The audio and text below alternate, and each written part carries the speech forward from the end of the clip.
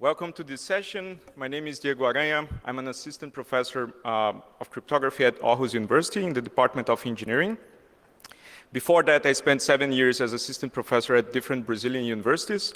And at that time, I had the chance to take a look at the horribly insecure Brazilian voting machines. And today, I'm here to share this story. This is joint work with several people.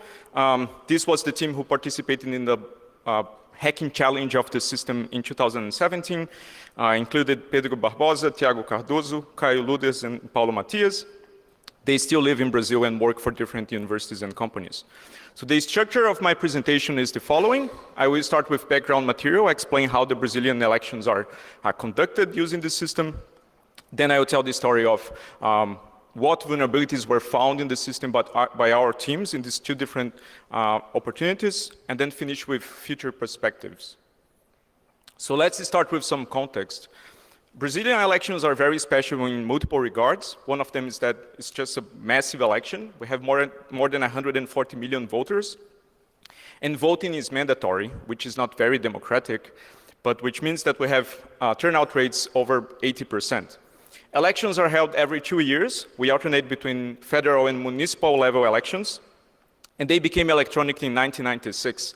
So a fraction of the polling places in the 90s started using the voting machines, and this was expanded in the coming years to all of the polling places. So elections became fully electronic in 2000. One remarkable aspect of Brazilian elections is that the entire election workflow is under control of a single institution. They called Superior Electoral Court. They are part of the judiciary systems. They are a branch of the Supreme Court. And they do everything about the elections. They decide what technology is going to be used. They write the software nowadays. They deploy the software. They do the logistics on the election day. They collect results. They transmit the results. They publish the results. And if any dispute after the elections arise about the results, since they are part of the judicial branch, they are the ones to settle these disputes in a hopefully fair judicial process. So for the purpose of this talk, they will play the role of the evil empire. So this is the Brazilian voting machine. As you can see, it's composed of two terminals. On the left, you have the poll officer terminal. That terminal is used by the poll officer to essentially type in the voter registration number or collect the voter fingerprint if the polling place has biometric identification enabled. On the right-hand side, the voters use the bigger terminal to cast their votes using the keypad on the right. So this is not a touchscreen voting machine as you find in the US. This is basically the interface of the voter is basically a keypad. So voters need to bring numbers corresponding to candidates to cast their votes. And the biggest design flaw, as you can see already, from the point of view of privacy, is that the two terminals are connected by a physical cable. This means that the big terminal knows who is voting for which candidates at the same time. And it's basically, we need to rely or trust the voting software to not break ballot secrecy by just storing this information. Some further quick facts. So this is a DRE voting machine, as we call it. It's fully electronic, no paper record, violating the best practices adopted around the world. It was claimed to be 100% secure, right? But only first tested in 2012, so it stayed in operation for more than a decade without being evaluated in terms of security by independent teams. The hardware is manufactured by Diebold. I don't know if you heard the horrible stories about Diebold voting machines, but if you haven't, there is a great documentary called Hacking Democracy by HBO. It's on YouTube. Go watch it. It's great. And it tells the story of the leaked source code of the Diebold voting machines in 2004 and how horrible that was. So take a look. So software initially was also manufactured by Diebold, but it became, it went under control of the electoral authority since 2006. And it's a huge code base. It's more than 20 million lines of code and comments and so on, spread in a huge number of folders, composing the kernel of the operating system, userland libraries, and applications.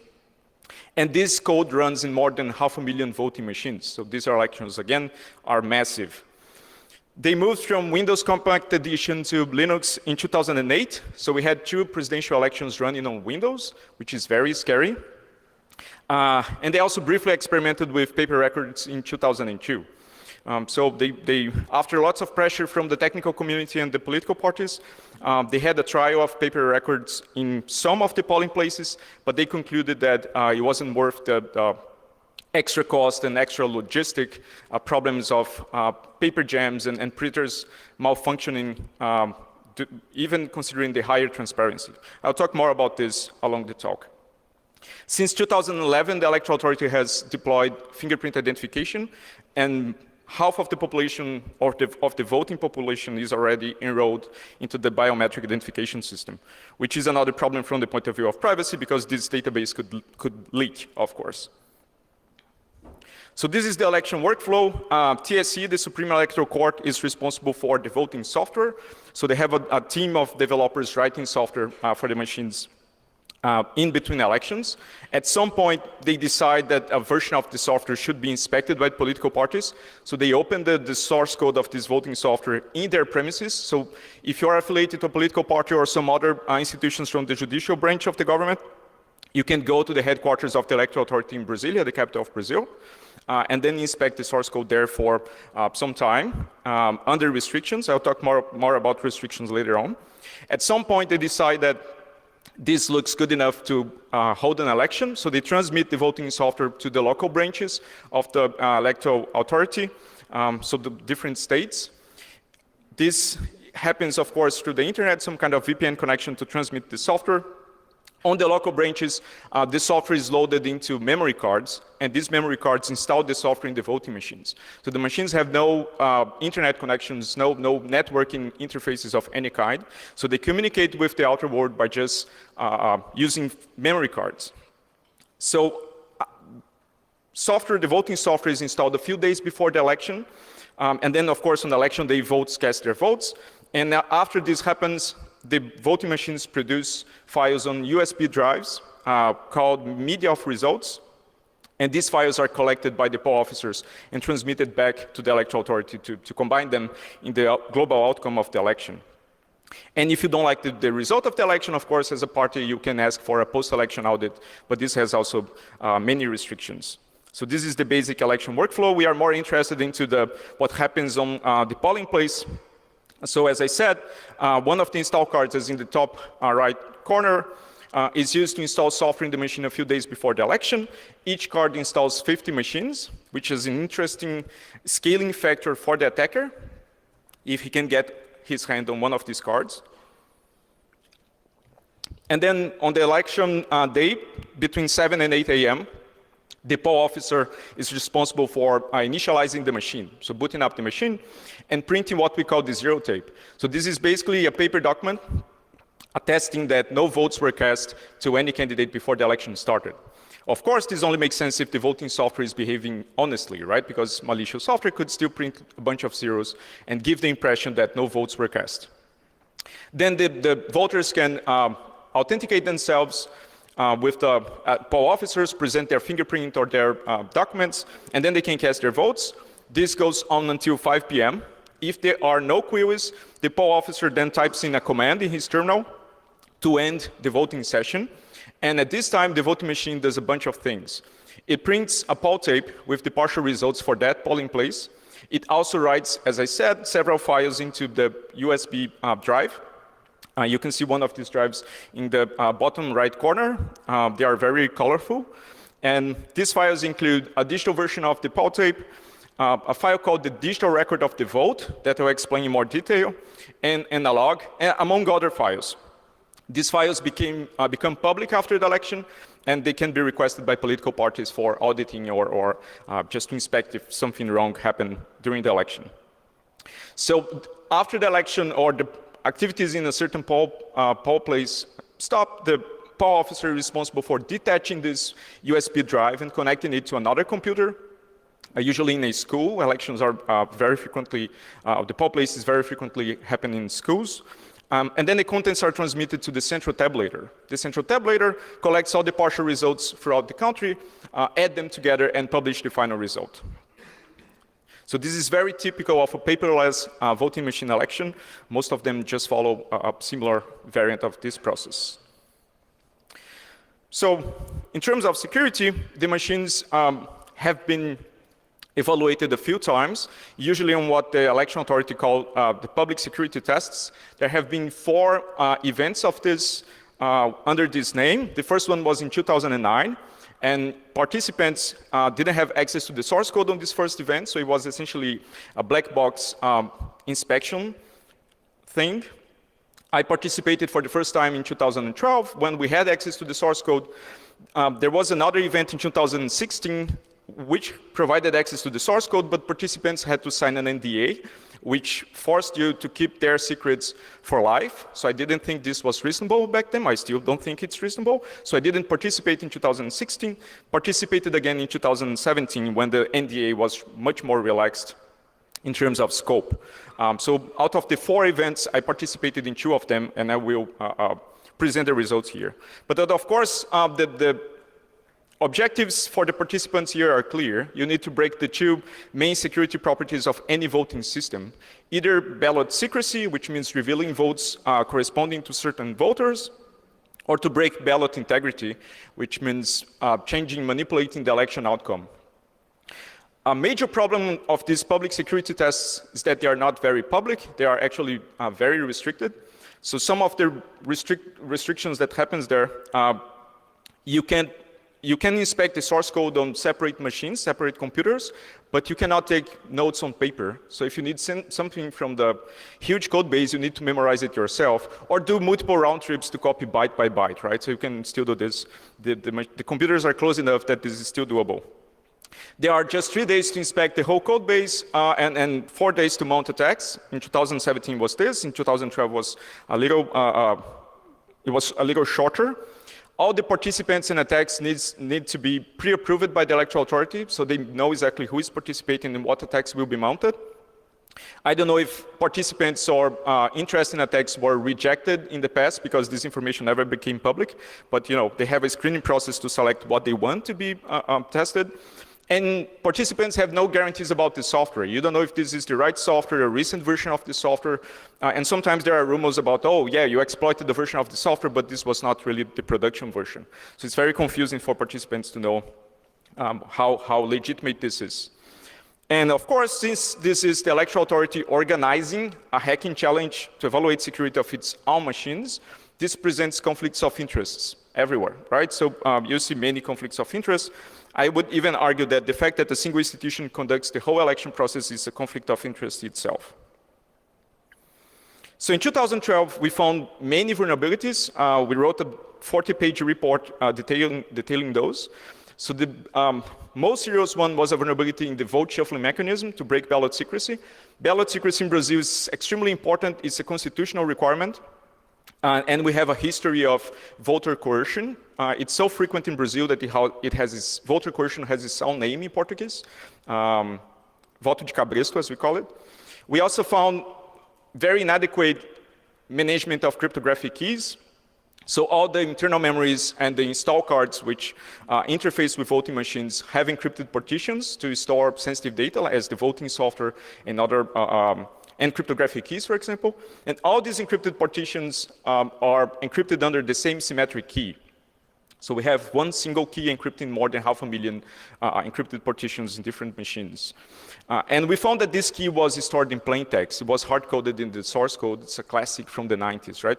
Actually, most of this talk will be at about 90s level of security practices. We also found that the voting software, the integrity checking mechanism is very flawed. The voting software basically checks its own signatures to verify if it was tampered with. Of course, this makes no sense in the point of view of security because a malicious agent could still manipulate the voting software to not check itself, but give the impression that the machine is still operating correctly with the correct software. So since this is a paperless voting machine, ballot secrecy and integrity ultimately rely or depend on the integrity of software. And we found ways, although we couldn't experiment them in practice because of lack of time, we found ways to break this integrity property, which means this translates directly to no ballot secrecy or integrity for the ballots, for the results. So at the time, we concluded this was a result of an insecure development process conducted under an inadequate adversarial model, which completely disregards insider threats. and also a culture that internally doesn't value transparency, as it's very common from voting system vendors, surprisingly. So now I'll talk more about the digital record of the vote. So this is a file that, one of the public files produced by the system, and it has an interesting story. So in 2002, the Electoral Authority experimented with paper records, but concluded that they were too cumbersome. So they replaced the paper trail with a redundant electronic trail. So the voting software not only counts votes, but also stores votes in a shuffled order in a digital file, which again makes no sense from the point of view of security. This is just a redundant record of the same result. But they still claim that this allows for a recount possibility. So if a political party thinks that the results are not fair, you can still count the votes in this file and check with the official counts. But this, again, makes no sense, because if the attacker has control over the voting software, multiple redundant copies of the fake results will be produced and will pass any attempt of a recount later. So since this doesn't allow a recount, it doesn't improve ballot integrity in any way. We also claimed at the time that this basically makes ballot secrecy more fragile. So let's suppose that the first voter here voted 71 for governor, an invalid number for senator, so it's a null vote, and blank for president because he didn't like any of the options, which is very frequent in Brazil too. And then, as you can see, the different votes are shuffled together for different races. So if the shuffling is done right, this shouldn't leak the choices for the first voter or the second voter and so on. But of course, if the shuffling is not done following the best practices, maybe it can be reverted later and then ballot secrecy is at risk. A problem with this file is that it was introduced in the system by law, which means that you need to change the law to remove the file from the system or for the file to not be produced by the system, which again teaches a lesson about how not to legislate technology. Sometimes, well, if you go too far, you need to change the law just to fix a vulnerability. And the gray cells in this file, they are present in the final version of the file, the one made public, and they correspond to absentee votes. So in this hypothetical election, I think we have 7 voters. In total, 4 of them didn't show up. And this will be important in the future. So in 2012, the Electoral Authority had like a opening talk, explained the security measures of the system, and they explained this mechanism in detail, how votes are shuffled in this file. So we immediately thought, oh, generating random bits for shuffling votes is hard on a embedded system, so this might be a promising initial point of attack among the tens of millions of lines of code that we have to inspect here. So since we were academics, we thought, let's try to find some bias in the shuffling of this, and then we can do advanced cryptanalysis using statistical methods to revert the shuffling, as any academic would think, right? But we started from the low-hanging fruit first, so we just scanned it for rand in the whole code base. This was literally the first command we run on the code base. It took a few minutes to finish, and we found a match in a file called drv.cpp, which has a very suggestive name. So at the time, I was like, oh, this is interesting. Let's see what's the seed for this random number generator. And then we found this, which is, again, a classic. So if you don't code in C, this is a very bad random number generator, receiving a horrible seed as input. As you know, a PRNG should receive a truly random seed and expand the entropy of the seed in a much longer sequence of numbers for the shuffling process here. Instead, they just picked timestamp in seconds. And since this line of code was in the startup phase of the system, this means it needs to run between 7 and 8 a.m. on the election day. So there are only 3,600 possible seeds. And remember that in the digital record of the vote, we had gray cells for the absentees. Those actually allow you to check if a seed is possible or not. You just select a seed, seed the random number generator with the seed, and then try to store k out of n votes and see if the hosts match the polling place file that you are attacking. If they match, you probably have the right seed. So we thought, oh, we have already an exhaustive search attack for a much smaller fraction of the seed space that may reveal us a couple of seeds that are correct candidates for a certain polling place. But at the end, we didn't have to do anything that sophisticated because the seed was printed in a public document. So it was the timestamp printed on the zero tape. So our very sophisticated attack, as called by the electoral authority in the press at the time, which I don't know if it's a compliment or not, was basically taking a look at this file, finding the right timestamp, seeding the PRNG, and then reverting the shuffled votes after the election. This can happen anytime after the election. And the idea, of course, is for perhaps a candidate to coerce voters into voting for himself and then checking afterwards if they actually kept their promises. And then selectively punish the ones who didn't with a mathematical statistical guarantee, right? So it's a fair punishment in a way. So this would be a way for a politician or a candidate to break ballot secrecy for a whole polling place, but there are other attacks made possible by this, the way the system is designed. So this is a Supreme Court judge called Lewandowski. He was the president of the Electoral Authority in 2010, and this is a picture of him voting. And we know that in 2010, he voted at 11:20 and 37 seconds because the picture published by the Electoral Authority has this on the EXIF data. It's very precise timing. And the log file of the voting machine actually stores timestamps for votes in sequence. So if you know a timestamp for a certain voter, like a public authority, you can find out exactly what's the position of this voter in the queue, right? And if you can recover votes in order, you can recover the vote of a specific Supreme Court judge. Of course, we never did this for the 2010 election. First, because it would be anti-democratic, and second, because we would most likely end up in jail, which is not nice, but the conditions are still there, and anyone with minimal knowledge about how the software works can still do it, because the files are, again, public to the political parties. So no defense in depth for this mechanism anyhow. So some conclusions from that experiment. It was trivial to recover the votes in order, as I explained. Trivial to recover a vote cast in that specific time, perhaps by a more important voter in a way, a public authority.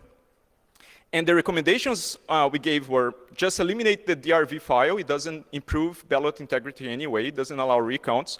It's basically a way to make ballot secrecy more fragile. So it is a design flaw, although mandated by law.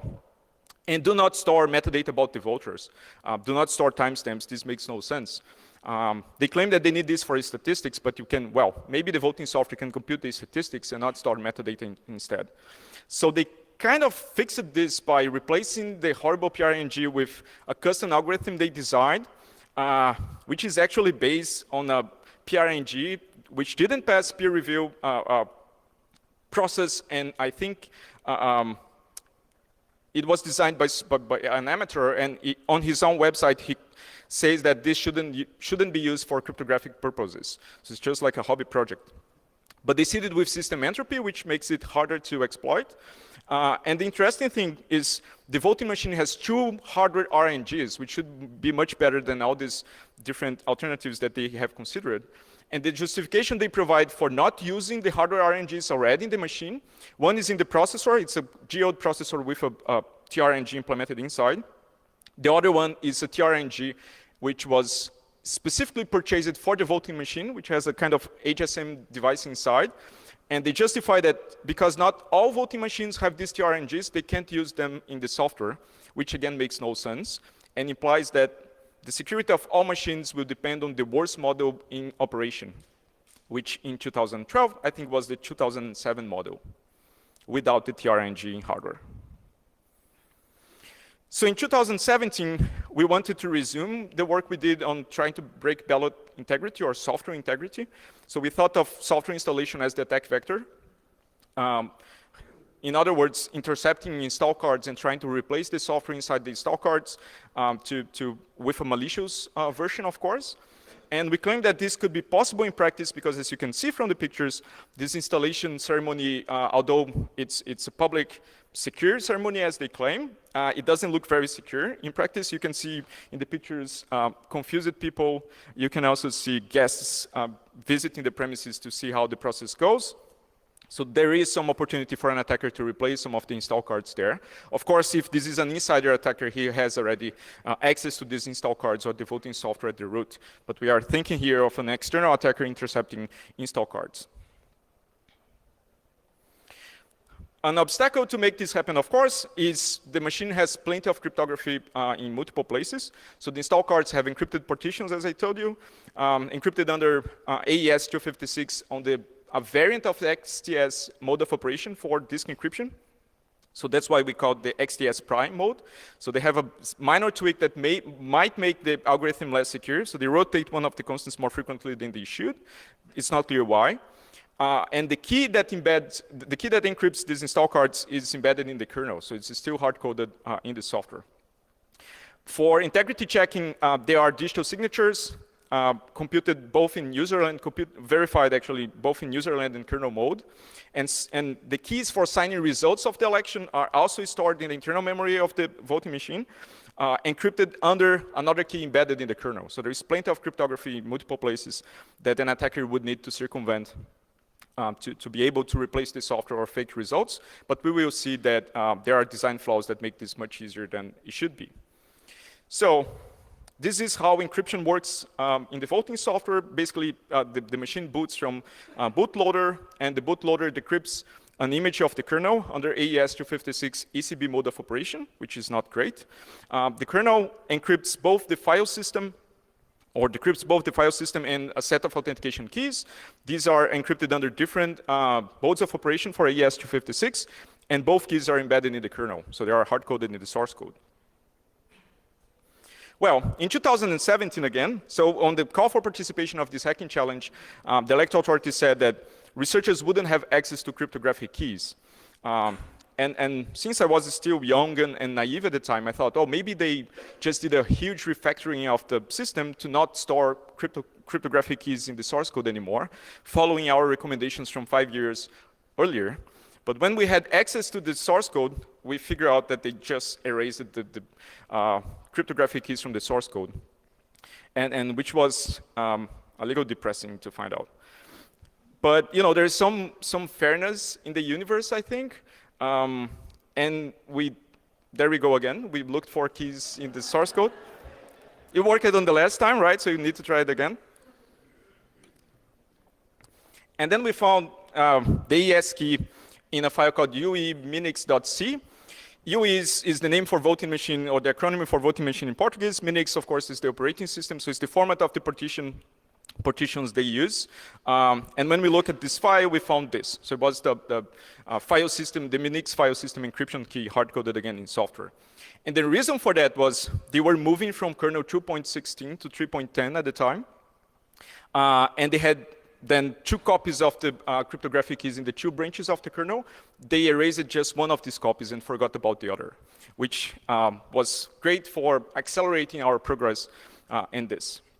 So when we got hold of this cryptographic key, we wrote a legal program to decrypt the install cards, and then we could violate that encryption property there.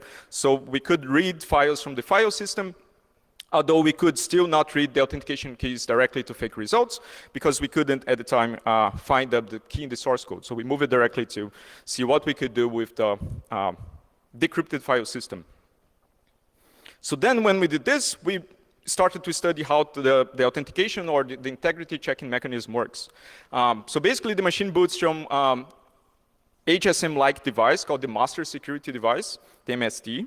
And this device verifies signatures. So the device verifies if the BIOS has a matching signature, and this is computed using ECDSA. The BIOS will do the same for the bootloader. The bootloader will do the same for the kernel image.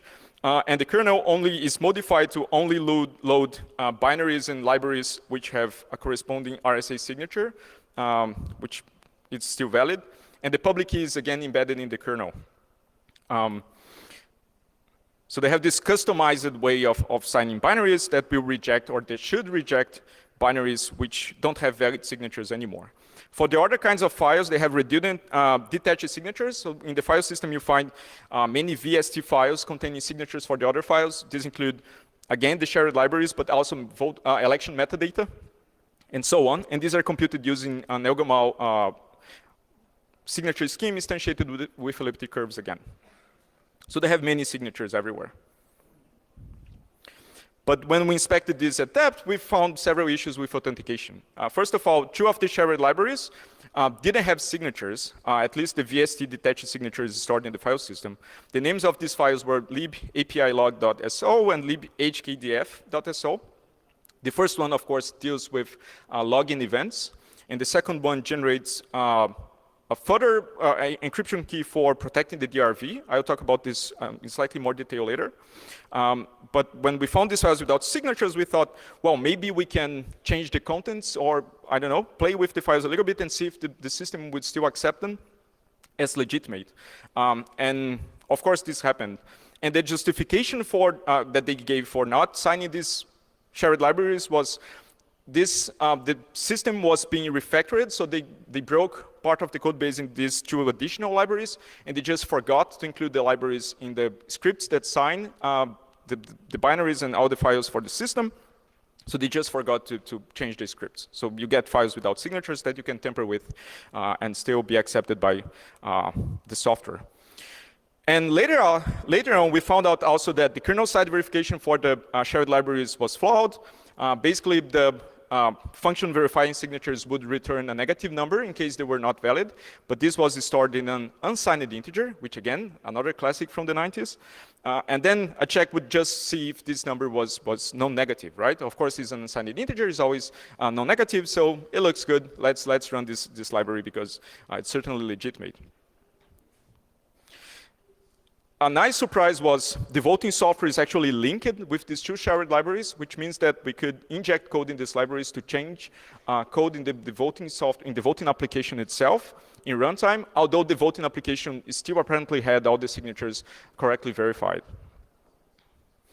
So for the authentication chain, we violated all these properties. So the detached signatures were missing for two shared libraries, and also the verification code for shared libraries in the kernel was flawed to the unsigned integer section of code I showed you in the previous slide. So we could tamper with shared libraries, and still the system will still behave correctly. So with this, of course, we had arbitrary injection code injection capabilities. We first played with the log contents to change events on the log, and the machine ran a simulated election without complaining about this, so the log was corrupted.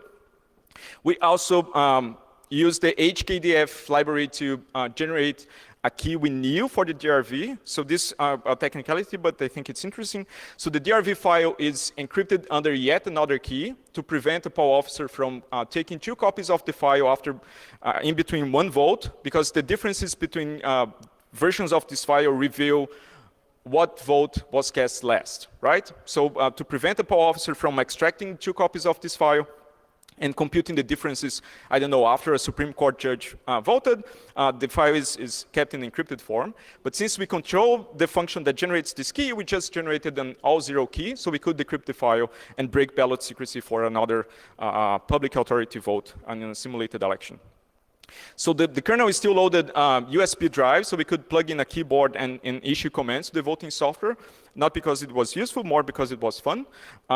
We also changed the software version to something funny. We played with the screen contents, we changed messages, just to prove that we could, in runtime, manipulate the behavior of the voting application, the official one, in a way that's visible and affects elections.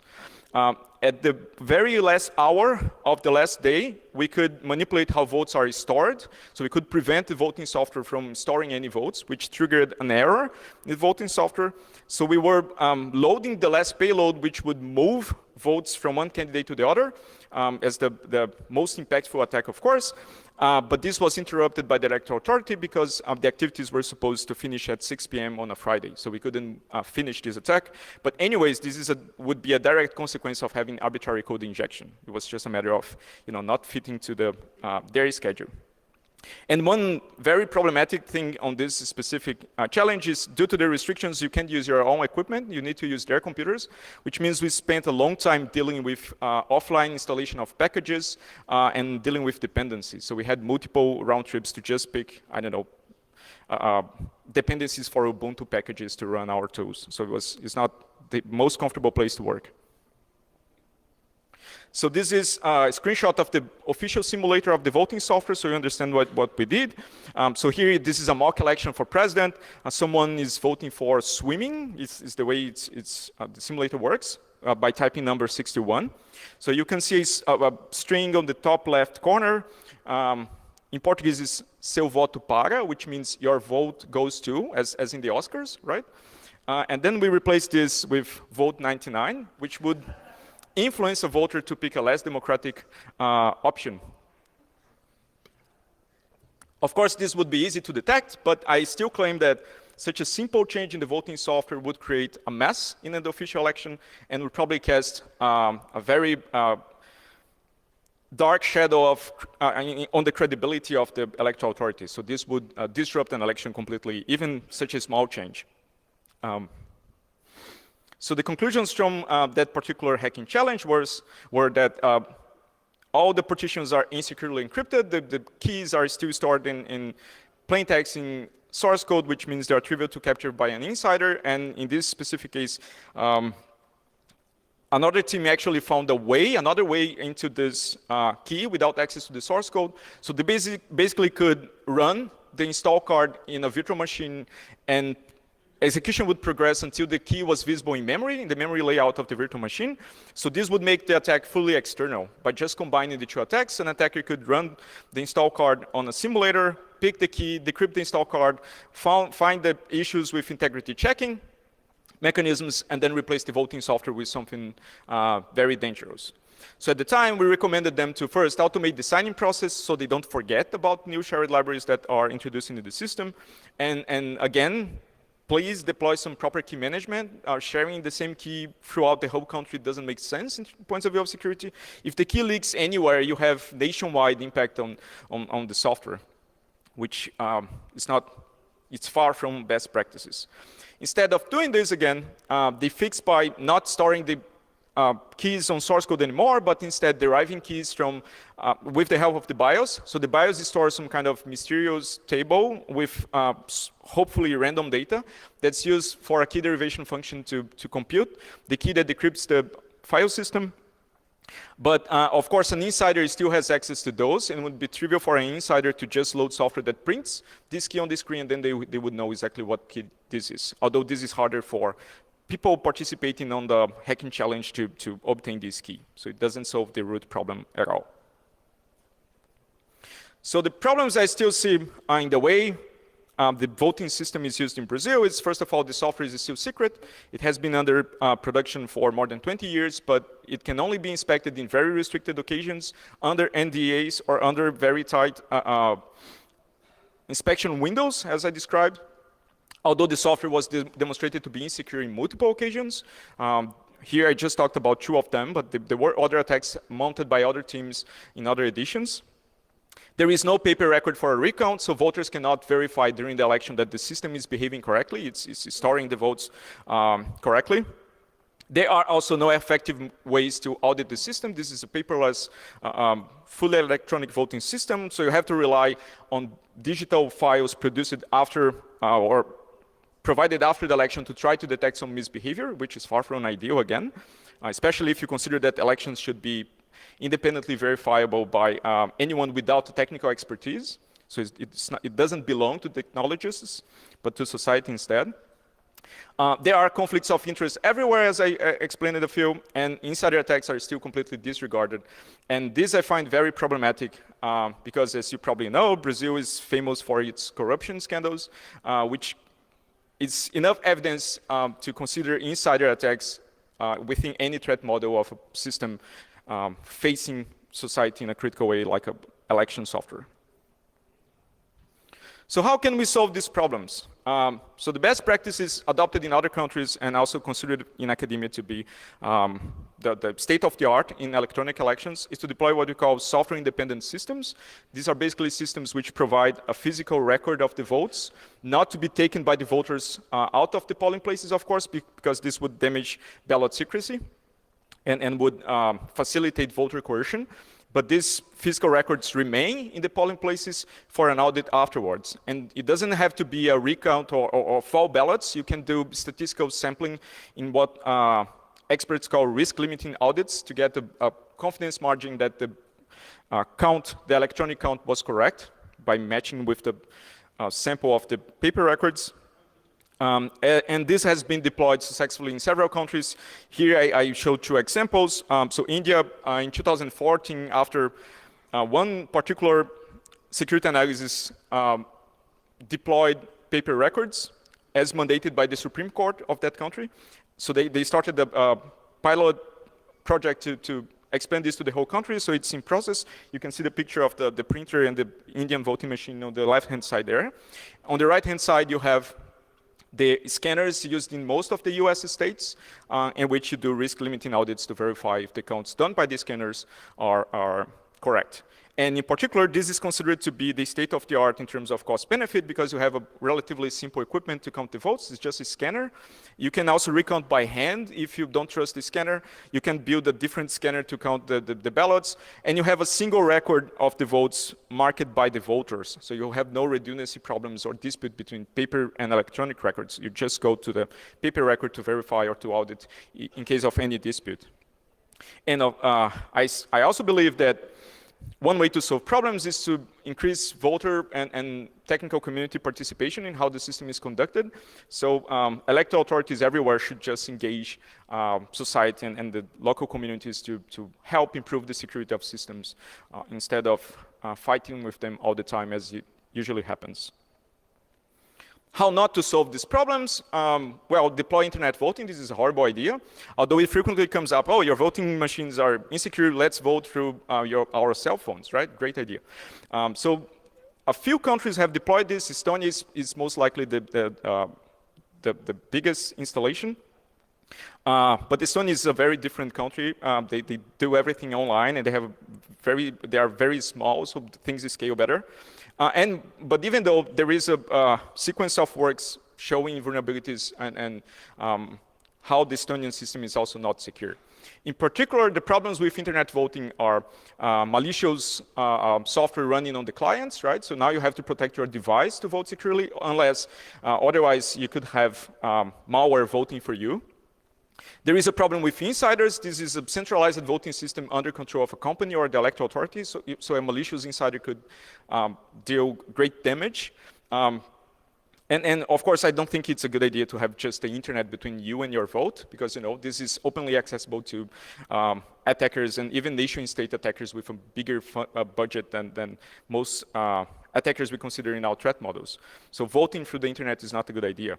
For more reasons about why this wouldn't work, you can check the very recent experiment about the Swiss voting system. So they conducted a hacking challenge for 1 month. It finished last Monday. We participated a little together with other people from Aarhus University who are present here. But you can see results by Sarah Jamie Lewis and Vanessa Teague and others about how they found issues with the software and how these issues would still allow an insider to fake results without being detected. Another way to not solve any of the problems is to adopt the blockchain, right? Because blockchains usually do not solve any problems, and this is also true for elections. Because they imply internet voting. You don't want to use a blockchain to store votes if people are not voting remotely through the internet. So this blockchain voting implies all the problems with internet voting and doesn't really solve any meaningful problems in terms of independent verification. It would still be a paperless, centralized system in terms of interface and transparency. So for Brazil in particular, I see ways to improve this in the future. So voter verifiable paper trails should be reintroduced in the system for higher security, for voters to be able to identify if the system is behaving correctly. This has been a legal debate in Brazil, so Congress has approved multiple times laws mandating paper records to be reintroduced. The latest version of this law was suspended by the Supreme Court on grounds of unconstitutionality. So they claim that the paper records would violate ballot secrecy and then are incompatible with the Constitution, although this makes no sense, and the voting machine already, at least certain versions of the software, had very fragile guarantees for ballot secrecy. But that's the legal understanding of the Supreme Court, which again presents another conflict of interest. I would believe that opening the voting software for external inspection without all those restrictions would be better for transparency. It doesn't solve all problems because it's still a hard problem to see, to verify if the voting software you inspected at home is running in the voting machine in front of you when you go there to vote. But at least this would put more pressure in the design decisions towards security, because then it becomes embarrassing to publish source code that's full of holes. But then the Swiss post case may contradict my view, and companies will just defend and justify their vulnerabilities instead of fixing their problems and admitting that their development practices are far from ideal. In Brazil in particular, mechanisms for society to control how elections are conducted should be increased. Again, it's always important to remember that elections, even electronic elections, do not belong to technologists, they belong to society. This is a system funded by taxpayer money, so it should serve the interests of society. And with this increasing polarization around politics in the whole planet, essentially, having independently verifiable elections are more important than ever. This reduces friction and polarization and may improve democracies in the way they are supposed to work. So thank you very much for your attention. I have a bunch of references that you can check for reading more about the work. And I'm open for questions. Thank you.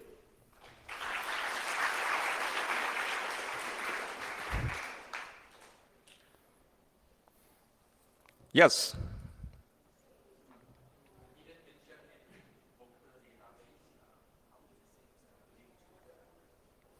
Great. So the question was about the voter database, which I didn't mention. Yeah, I know basically nothing about the voting database because the scope of this test was restricted to the voting machine. So one restriction of these hacking challenges is the electoral authority decides what they want to put for inspection. So to cite some examples that are still out of scope, the transmission infrastructure, the database, and the fingerprint identification system are still out of scope. And it's great that the justification for that is they don't consider this to be mature enough to be put for adversarial testing in these hacking challenges, but it's in production, right? So it's funny that it can work in production, but no one can take a look. So I have no idea about how the database works, but I suspect that security practices are not much better than what happens in the software, otherwise we would have a walking contradiction here. Are there more questions? Yes?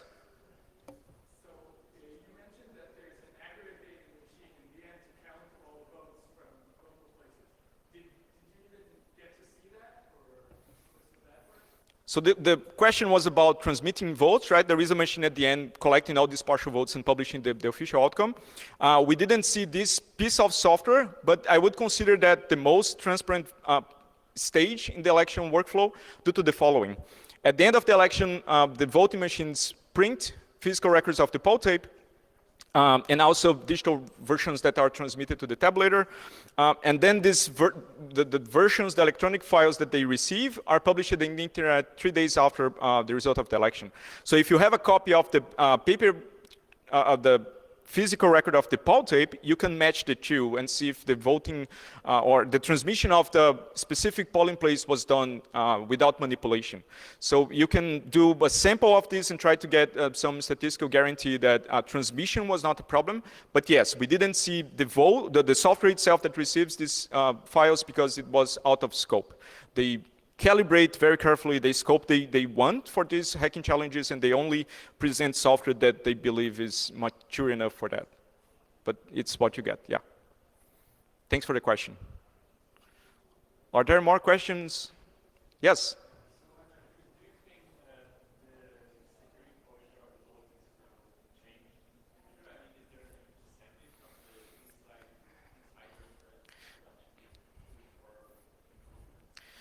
So the question was on a depressive way, right? Do you think that the security of this system will improve with time? Are there incentives towards that? So I have to say that on the last time we participated, I sensed a better attitude on their side of receiving feedback and fixing the problems they have with the system. So talking to the technical staff was not a problem. They fully understand what we did and how we did it and what should be fixed. Although they have their engineering and timeline constraints to deploy proper fixes. It's not an easy job, I have to admit also. But the biggest problem is on the upper layers, of management and public-facing institution, this one in particular, they are much more worried about reputation than actually earning that reputation. So we had several conflicts in the press about they saying that, oh, these experts are just creating sensationalism or hyping up their claims, and the system was always secure, it will always be secure. This was just a minor detail somewhere, not very different from other countries. So this creates conflict and it makes harder to collaborate with them. So I see some potential for improvement in the technical side, talking to the technical staff. I have no hopes about the upper layers of management in that authority. I would like, if I could choose, that the process was not under the umbrella of a single institution. I think involving multiple institutions which would force an adversary to collude, right? People from two institutions would make the system more robust, although you still need paper records or some kind of physical record for a recount. So splitting up the process into multiple institutions, perhaps in multiple branches of government as it should be, would also make the process more robust instead of holding everything inside one building where there is ample potential for fraud and manipulation. So yeah, maybe one day. Yes?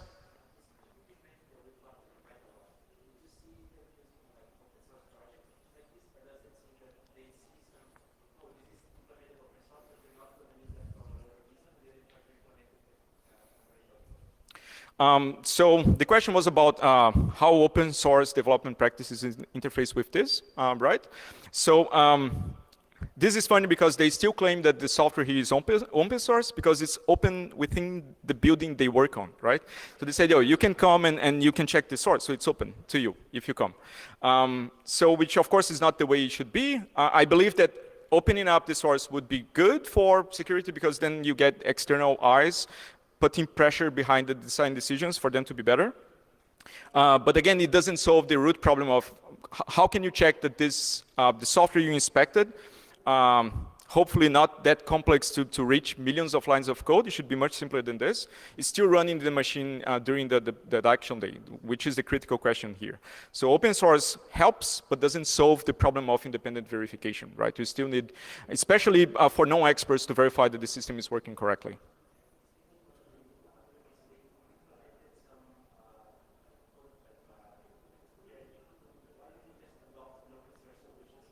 Okay.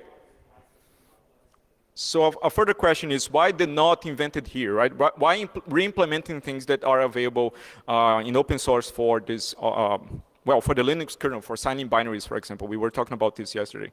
I have no idea. I think it's just, perhaps they started developing this piece of software at a time where these were not available, and they just created their customized solutions for everything without much help from the outside or from experts.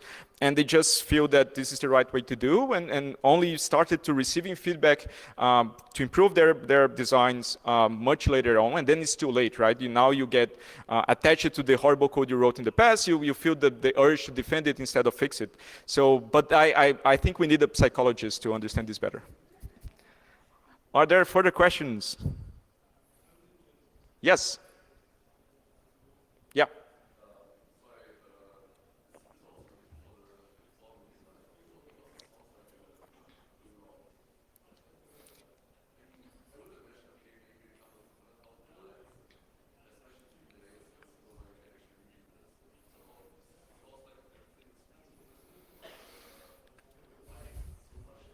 Yeah, so the question was why the 24 million lines of code? Why that much for just counting votes, right? It should be simple. So this corresponds to actually the Linux kernel, the entire Linux kernel. So they have the whole kernel in their own internal repository with their own patches on top. So they have proprietary patches on top of the kernel. So this adds up like more than 10 million lines already. And then they have a bunch of libraries which are contributed from other projects to do some functions of the software. Again, a couple more million. So this adds up quickly. I would prefer if, of course, they had a much smaller code base, but this is probably craft that accumulated along the years, and it's the way it is. For a reference, there was one of the initial analysis of the debug system, which found, I think, 100K lines of code in one specific critical piece of the software. And at the time, they considered that to be too large to secure or to inspect. And when I read this, I find it really funny because we had like orders of magnitude more to inspect here. So, but developers, they love increasing the size of software and then demanding hardware upgrades because now everything is horribly slow. But I think we also need a psychologist for this question too. I'm not qualified to there is no technical reason behind this. At least that I can think of for the question. Do we have more questions? So thanks for your attention. Thanks for the question. Have a nice day. See you sometime in the future.